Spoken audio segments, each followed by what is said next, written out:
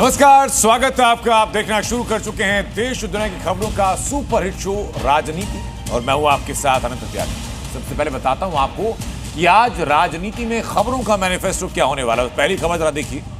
Open story में आपको दिखाएंगे आतंक के खिलाफ ऑपरेशन में सिंदूर कैसे बारूद बना और कैसे सिर्फ 22 मिनट में 22 अप्रैल के पहलगाम अटैक का बदला लेते हुए इंडियन फोर्सेस ने पाकिस्तान को दहला दिया। इसके बाद आपको बताएंगे ऑपरेशन सिंदूर के अगले पार्ट की तैयारी के बारे में, क्योंकि अभी पहलगाम का बदला बाकी है। फिर बात होगी नक्सलियों के हाफिज सईद की। नक्सलियों के लाल आतंक के हाफिज सईद का खात्मा कैसे हुआ, उस पर डिटेल रिपोर्ट आप जरूर देखिएगा। मैं दिखाऊंगा आपको उत्तर प्रदेश बॉर्डर पर योगी फोर्स का ऑपरेशन घुसपैठ। जी न्यूज की एक्सक्लूसिव रिपोर्ट ठीक 6:15 पर आपके सामने होगी। फिर दिखाऊंगा आपको देश की राजधानी दिल्ली की हकीकत, जहां से आईएसआई का एजेंट गिरफ्तार किया गया। इसके साथ एक और बड़ी नापाक साजिश फेल कर दी गई। वो साजिश भी आज राजनीति में डिकोड होगी।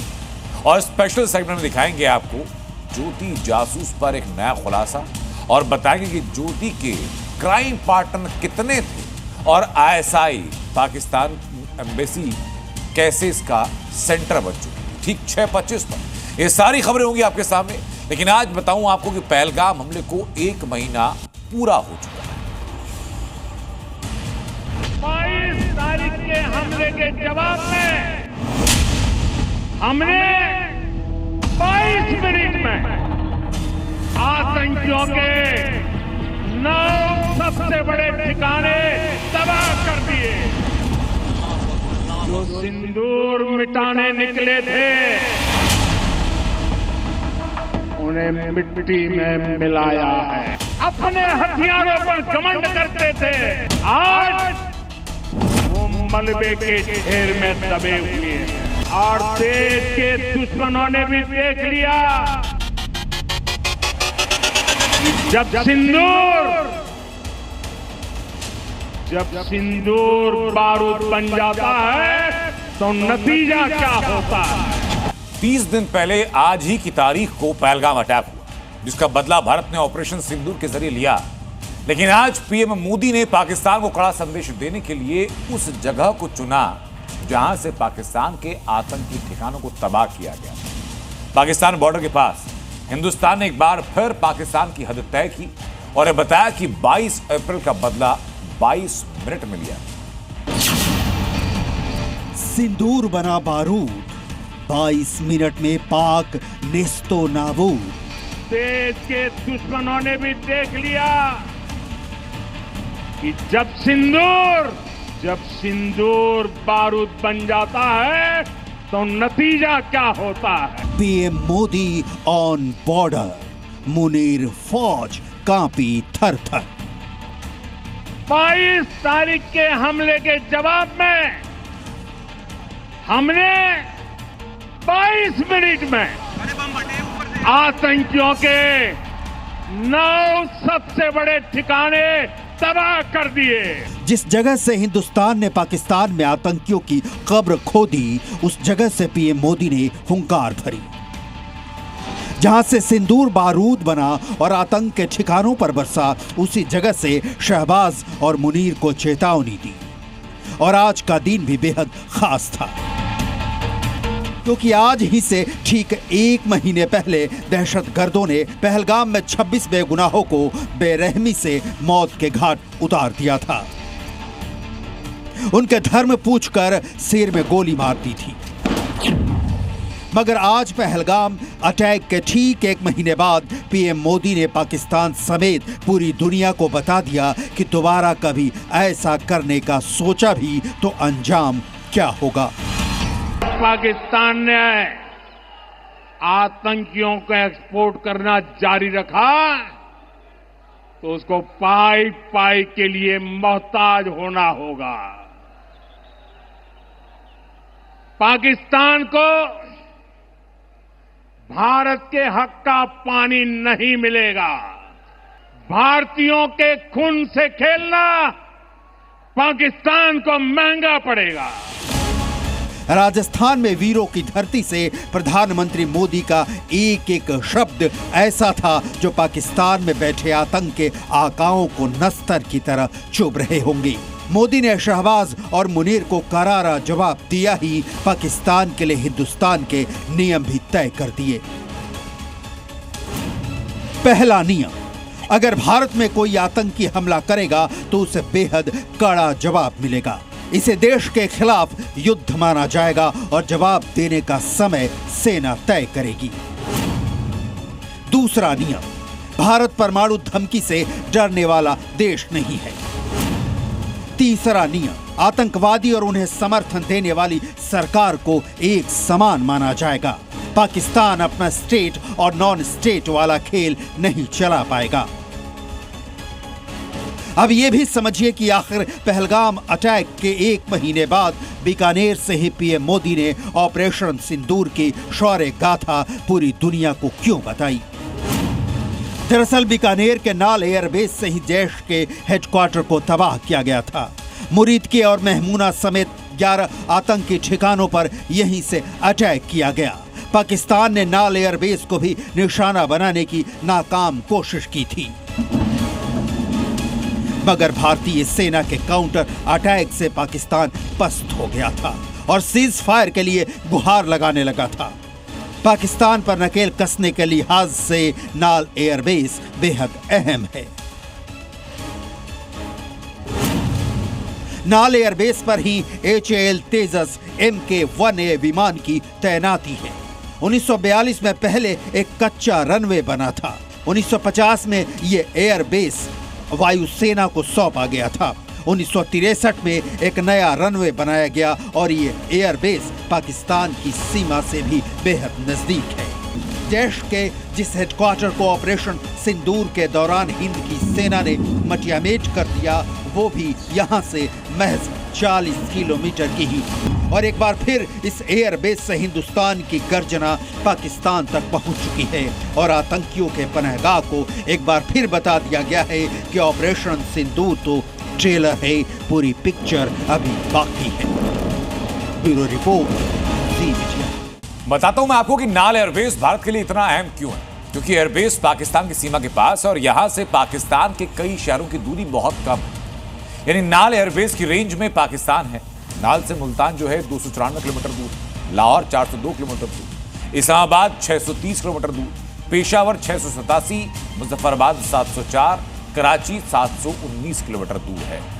आज से ठीक 30 दिन पहले यानी 22 अप्रैल को आतंकियों ने जम्मू कश्मीर के पहलगाम में 26 हिंदुओं को मारा, धर्म पूछकर गोलियों से भूना। इसके बाद भारत ने ऑपरेशन सिंदूर चलाया। शहबाज शरीफ से लेकर आसिम मुनीर तक सदमे में आए और अब ऑपरेशन सिंदूर के नए वीडियोज सामने आ रहे हैं, जिन्हें देखने के बाद पाकिस्तान की फौज और उनके जनरल सब सिर पकड़ रहे हैं। क्योंकि दुनिया भर में उनकी बेइज्जती हो रही है, लेकिन घर में सबसे ज्यादा फजीहत हो रही है। भारतीय सेना का प्रहार, ISI की इमारत तबाह। ऑपरेशन सिंदूर का धमाकेदार वीडियो। पाकिस्तान के प्रधानमंत्री शहबाज शरीफ और सेना प्रमुख मुल्ला मुनीर अभी भी ऑपरेशन सिंदूर के सदमे में, और इसी बीच ऑपरेशन सिंदूर का एक और नया वीडियो सामने आया है। ये वीडियो इंडियन फोर्स के शौर्य का सबूत है और पाकिस्तान की तबाही का भी। ये सबूत है पाकिस्तानी खुफिया एजेंसी ISI को मिले मुंहतोड़ जवाब का। ऑपरेशन सिंदूर के बाद पाकिस्तान की नापाक साजिश के खिलाफ जवाबी कार्रवाई में BSF ने पाकिस्तानी खुफिया एजेंसी ISI की बिल्डिंग को उड़ा दिया था। इस वीडियो में आप देख सकते हैं कि भारत ने टारगेट करके रॉकेट दागा और ISI की बिल्डिंग तबाह हो गई। इस ISI कॉम्प्लेक्स का इस्तेमाल आतंकियों के लॉन्च पैड के तौर पर किया जाता था। आतंकियों के ठहरने और फिर भारत में घुसपैठ करवाने के लिए इस जगह का इस्तेमाल किया जाता था। यह वीडियो 9 मई का है, जब पाकिस्तान ने सीज फायर को तोड़ दिया, भारत को उकसाया और भारत को दहलाने की कोशिश की, लेकिन भारत ने पाकिस्तानी आतंकियों के इस लॉन्च पैड को पूरी तरह से ध्वस्त कर दिया। ये ISI कॉम्प्लेक्स भी लॉन्च पैड के तौर पर जो इस्तेमाल किया जा रहा था POK में, उससे भी उड़ाया गया है, जिसकी एक्सक्लूसिव तस्वीरें जी मीडिया के पास हैं। और साफ तौर पर इन वीडियोस में साफ तौर पर देखा जा सकता है कि किस तरह से पाकिस्तान के अंदर यहां पर आतंकियों को पनाह दी जाती है, POK में आतंकियों को यहां पर पनाह दी जाती है और उसके बाद उन्हें जम्मू कश्मीर में भेजा जाता है। ऐसे में सुरक्षा बलों ने, BSF के बहादुर जवानों ने यह कार्रवाई की, जिसमें महिला कमांडोज भी शामिल थी और उन्होंने कई सारी पाकिस्तान की पोस्टें उड़ाई और साथ ही साथ ये लॉन्च पैड भी उड़ाए ताकि कोई भी आतंकी जम्मू कश्मीर में प्रवेश ना कर सके। एक तरफ पाकिस्तान पर ऑपरेशन सिंदूर लगातार जारी है तो दूसरी तरफ पाकिस्तान पर AI स्ट्राइक हो रही है।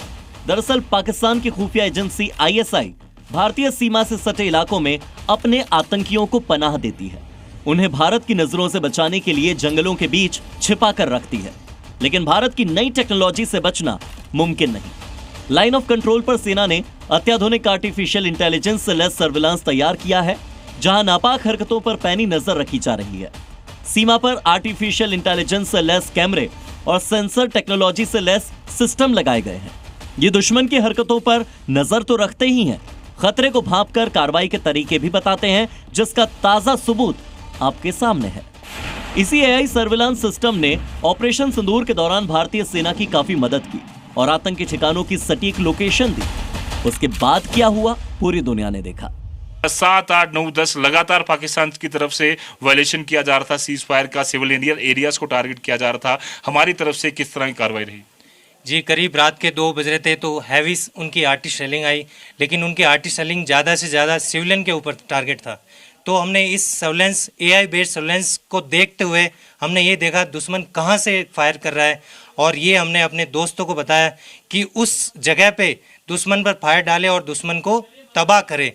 ये हमने बहुत ही जल्दी उनकी 5 चौकियों को ध्वस्त कर दिया था और वो उनको धूल मिट्टी चटा दी थी। और यही कारण है कि पाकिस्तान गिड़गिड़ाया 10 तारीख को कि हमें सीज फायर करना है, हमें युद्धबंदी करनी है, क्योंकि हमारे पास और लड़ने का दम जो है वो बिल्कुल भी नहीं बचा है। इसी बीच पहलगाम अटैक के बाद घाटी में आतंक के खिलाफ ऑपरेशन ऑल आउट भी जारी है। किश्तवाड़ के सिंहपोरा में जंगलों में सुरक्षा बलों ने 3 से 4 आतंकियों को घेर लिया है। उन पर हेलीकॉप्टर और ड्रोन से नजर रखी जा रही है ताकि आतंकी किसी भी हालत में घने जंगलों का फायदा उठाकर भागने में कामयाब न हो सके। जम्मू से रजत वोहरा के साथ ब्यूरो रिपोर्ट, जी मीडिया। उधर विदेश मंत्री S जयशंकर ने पाकिस्तानी सेना के प्रमुख फील्ड मार्शल आसिम मुनीर पर तीखा हमला बोला। S जयशंकर ने कहा कि जनरल मुनीर एक कट्टर धार्मिक विचारधारा वाले व्यक्ति है और आज के समय पाकिस्तान की सेना एक चरमपंथी धार्मिक सोच से प्रेरित है। उन्होंने कहा कि पहलगाम आतंकी हमला उसी कट्टरपंथी सोच का नतीजा है। Deliberately an element of religion was introduced, and to understand that you've got to also see that on the Pakistani side you have a Pakistani leadership, especially their army chief, who's very driven by extreme religious outlook. So there is clearly some connect between the views that were expressed and the behavior that was done. और operation सिंदूर के बाद अब बात operation border. Bharat Nepal border पर अवैध कब्जा करने वाले भूमाफियाओं पर योगी फोर्स का बुलडोजर एक्शन जारी। यूपी में अवैध कब्जों पर कार्रवाई मिशन मोड में है और आज भी यूपी के कई जिलों में बुलडोजर एक्शन हुआ। कहां कहां क्या क्या कब्जे से आजाद किया गया, इस रिपोर्ट में देखिए। ये अलग अलग तस्वीरें उत्तर प्रदेश की 3 अलग अलग शहरों की हैं, लेकिन तस्वीरों के पीछे का सच एक ही है और वो अतिक्रमण पर योगी फोर्स का एक्शन है। महाराजगंज में सरकारी जमीन पर बने अवैध ईदगाह को बुलडोजर से जमींदोज किया गया, तो बहराइच में लोगों ने बुलडोजर एक्शन के डर से खुद ही अवैध मस्जिद पर हथौड़ा चलाकर गिरा दिया। जबकि संभल में कहीं प्रशासन ने पीला पंजा चलाया तो कहीं लोग खुद ही अवैध इमारतों पर हथौड़ा चलाने लगे। सबसे पहले बहराइच के मोतीपुर की तस्वीर देखिए। यहाँ की मस्जिद पर हथौड़ा चला रहे लोग यूपी प्रशासन के नहीं बल्कि खुद मस्जिद कमेटी के हैं। आगे तो गिरे तो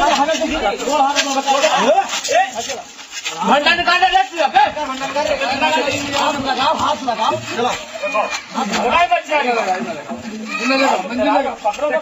हाँ उधर से लगा, हाँ इधर से गिरा, इधर से।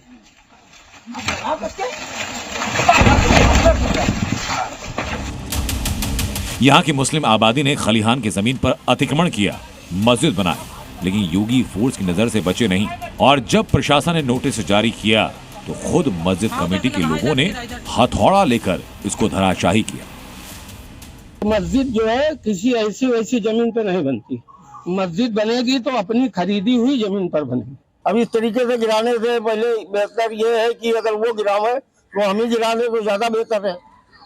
यानी ये सार्थक प्रयास है। जी जी जी बिल्कुल। अपने हाथों से उसको जो है ढा दिया या गिरा दिया, शहीद कर दिया तो बेहतर किया, क्योंकि वो जो है गवर्नमेंट का काम था, वो बुलडोज होती ही होती। कमेटी वालों ने अच्छा काम किया, बेहतर काम किया।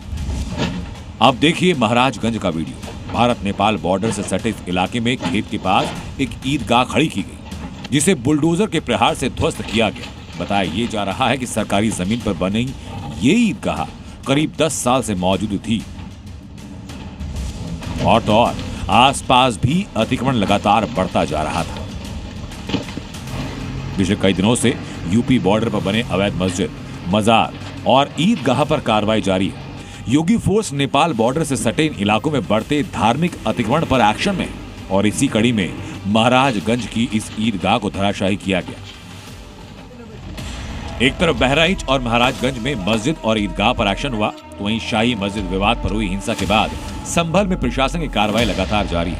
यहाँ के चौराहों पर सड़क चौड़ीकरण और सौंदर्यीकरण के लिए अवैध दुकानों और इमारतों को बुलडोजर से ध्वस्त किया जा रहा है, क्योंकि कल की अवतार की धरती संभल पर योगी सरकार बहुत जल्द हिंदू महापुरुषों की मूर्तियां लगवाने जा रही है। हालांकि प्रशासन की इस कार्रवाई से कई दुकानदार नाराज हैं। तमाम विरोध के बावजूद पिछले 3 दिनों से संभल प्रशासन का एक्शन लगातार जारी है, क्योंकि योगी का संदेश साफ है, जहां भी अतिक्रमण होगा वहां एक्शन जरूर होगा। ब्यूरो रिपोर्ट, जी मीडिया। दिल्ली पुलिस और खुफिया एजेंसीज ने पाकिस्तान की खुफिया एजेंसी आईएसआई की बड़ी साजिश का राजफाश किया।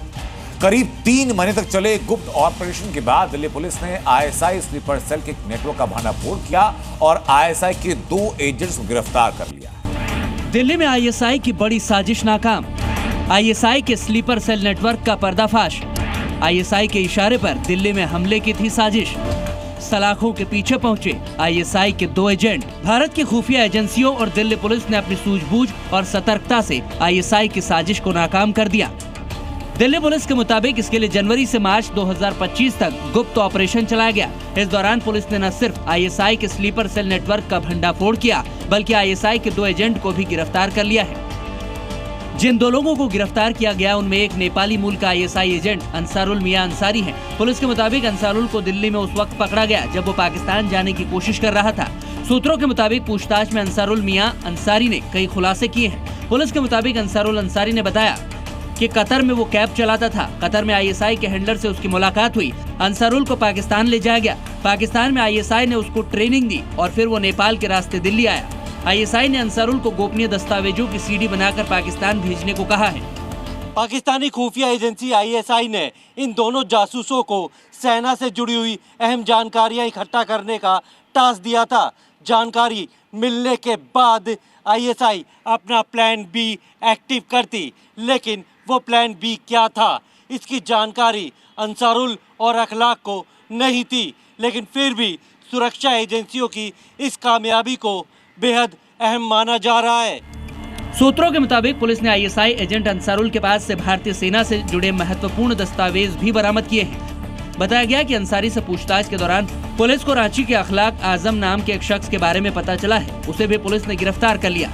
अखलाक आजम अंसारुल अंसारी की मदद कर रहा था और ये दोनों ही पाकिस्तान में बैठे हैंडलर्स के संपर्क में थे।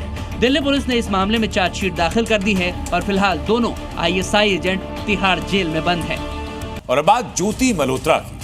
हरियाणा के हिसार से पकड़ी गई यूट्यूबर ज्योति को लेकर हर दिन नए खुलासे हैं। ज्योति की पाकिस्तान यात्रा के हर वीडियो, उसके खर्चों, दोस्तों और निजी चैट्स पर सवाल उठ रहे हैं। सुरक्षा एजेंसी जांच में है और इसी बीच ज्योति मल्होत्रा की 4 दिनों की पुलिस रिमांड मिल चुकी है। अब फॉरेंसिक रिपोर्ट से जुड़े सवाल पूछे जाएंगे। 3 मोबाइल फोन, लैपटॉप की फॉरेंसिक जांच की जाएगी और ज्योति के फोन और लैपटॉप की रिपोर्ट भी 102 दिन में आ जाएगी। ज्योति की ट्रैवल हिस्ट्री की जांच भी की जा रही है हिसार पुलिस के द्वारा।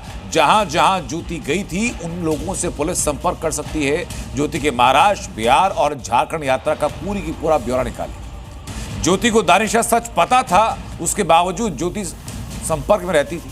ऑपरेशन सिंदूर के दौरान ज्योति पीआईओ के संपर्क में थी और पाकिस्तान में ज्योति के मददगारों की जांच भी की जा रही है। लेकिन सबके बीच सबसे बड़ा खुलासा ये कि पाकिस्तानी हाई कमीशन जासूसी का कमांड सेंटर बन गया था और यहां वीजा डेस्क पर तैनात दानिश, जो आईएसआई का एजेंट है, यहां से जासूसी का अड्डा चला रहा था।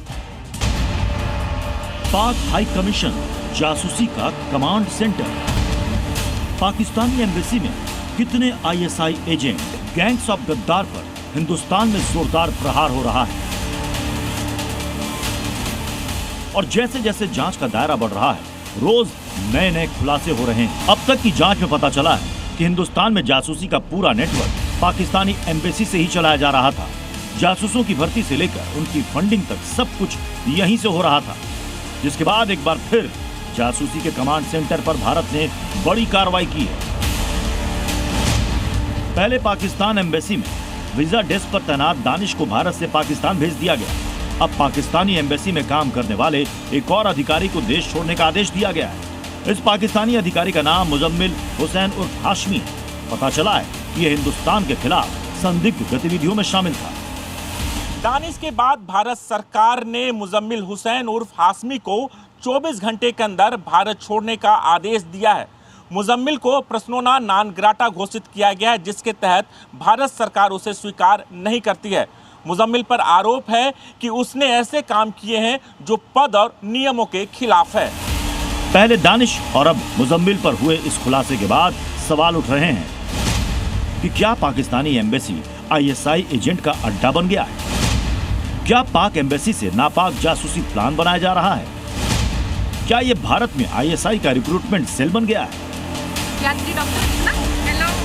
और इन सवालों की वजह है एहसान उर्फ रहीम उर्फ दानिश, जिसके साथ ज्योति मल्होत्रा का भी कनेक्शन सामने आया है।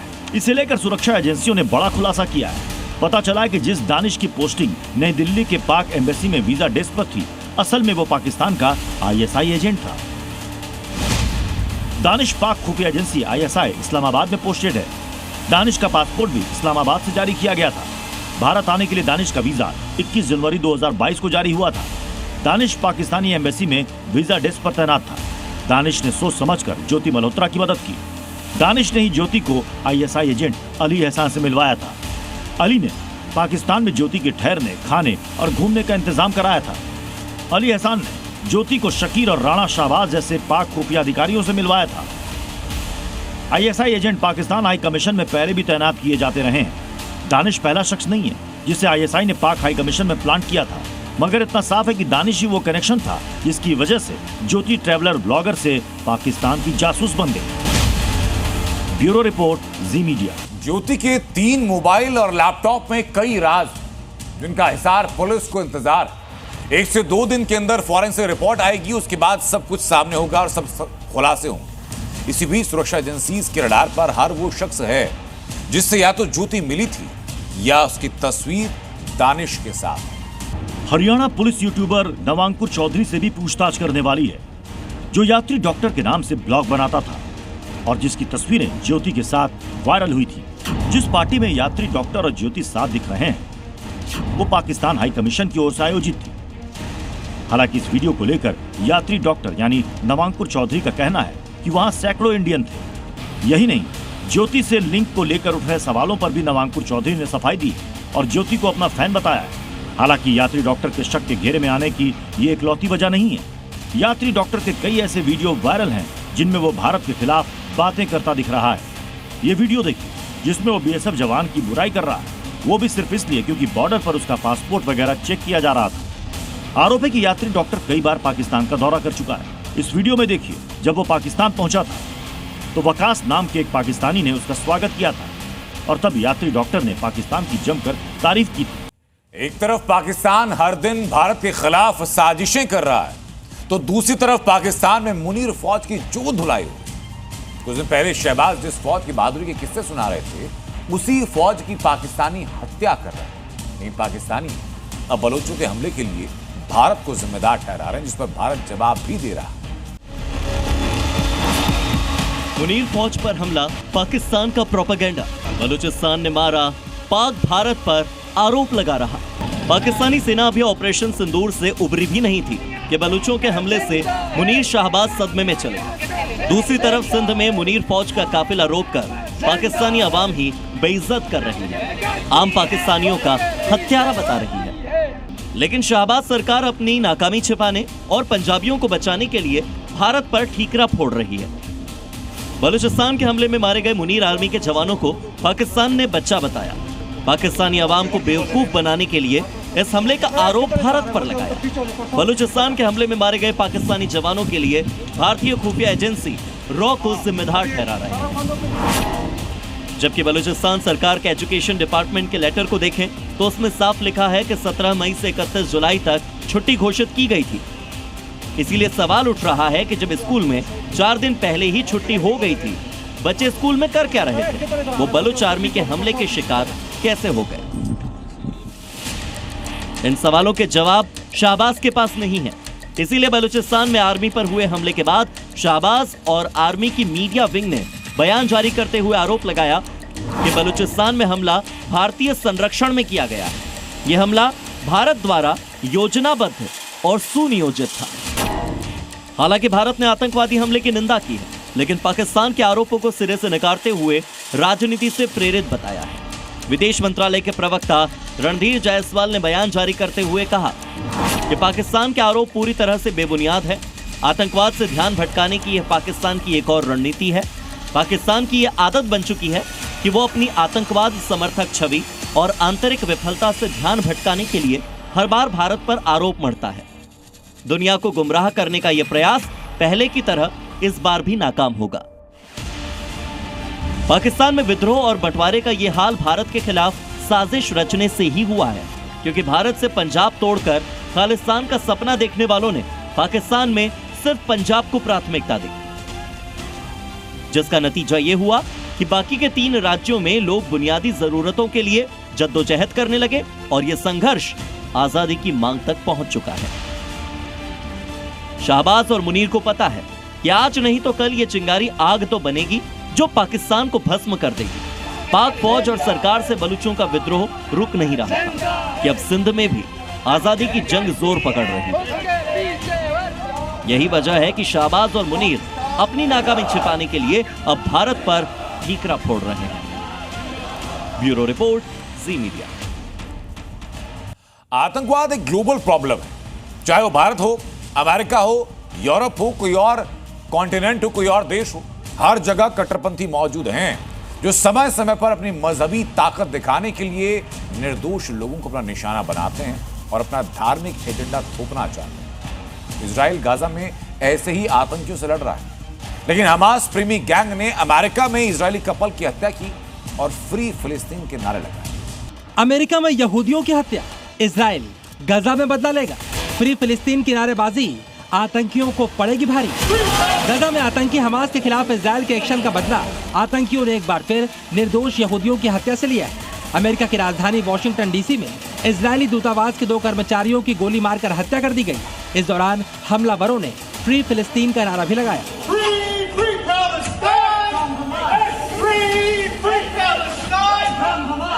हमला बुधवार की रात यहूदी म्यूजियम के बाहर किया गया। हमलावर ने फ्री फिलिस्तीन का नारा लगाकर दोनों को गोली मारी।